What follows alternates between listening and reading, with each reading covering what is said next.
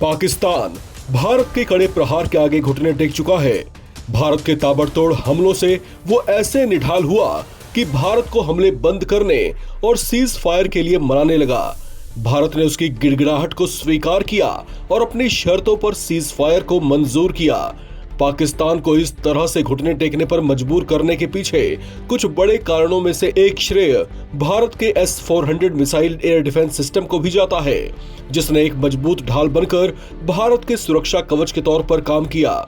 भारत की ओर से की गई एयर स्ट्राइक का बदला लेने के लिए पाकिस्तान की ओर से बड़े पैमाने पर मिसाइलें और ड्रोन अटैक किए गए थे, लेकिन S-400 की डिफेंसिव कैपेसिटी ने उसके करीब करीब हर वार को नाकाम कर दिया।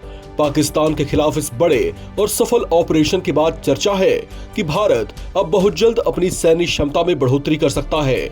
चर्चा ये भी है कि भारत अब S-400 की बड़ी सफलता के बाद युद्ध के मैदान में उससे भी बड़े सूरमा S-500 को अपने सैन्य बेड़े में शामिल करने पर विचार कर सकता है।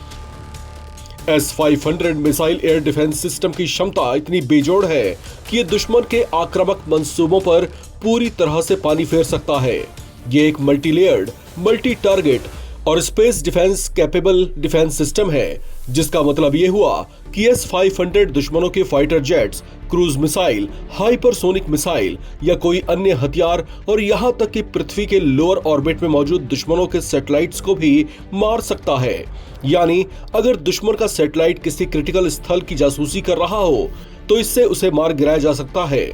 धरती से ऊपर इसकी रेंज 2000 किलोमीटर है। इसके अलावा S-500 दुनिया का इकलौता डिफेंसिव सिस्टम है जिसकी रेंज 600 किलोमीटर है और ये एक साथ 10 से ज्यादा लक्ष्यों को एक बार में इंटरसेप्ट कर सकता है, और वो भी मैक 20 की रफ्तार से।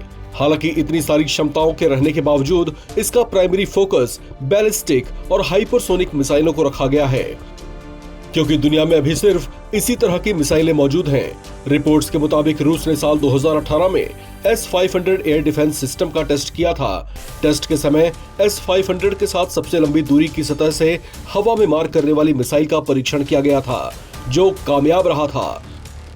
S-500 के पास 77N6N और 77N6N1 इंटरसेप्ट मिसाइलें हैं, जिससे ये परमाणु वॉरहेड को लेकर आने वाली इंटरकॉन्टिनेंटल बैलिस्टिक मिसाइलों को भी रास्ते में ही नष्ट कर सकती है और परमाणु बम फटने का खतरा खत्म हो सकता है। हकीकत यह है कि इस सिस्टम की क्षमता के बराबर फिलहाल अमेरिका के पास भी कोई डिफेंसिव सिस्टम नहीं है।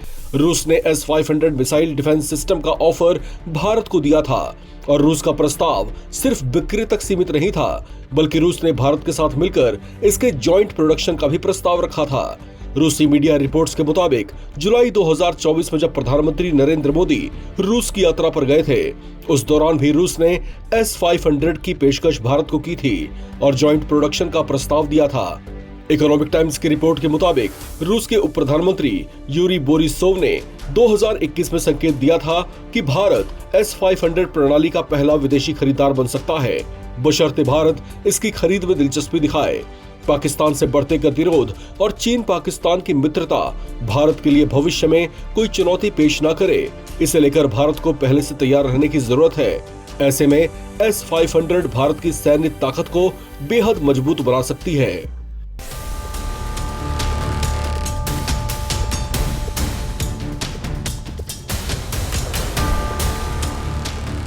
इस खबर में फिलहाल इतना ही। बाकी अपडेट्स के लिए आप बने रहें NBT ऑनलाइन के साथ।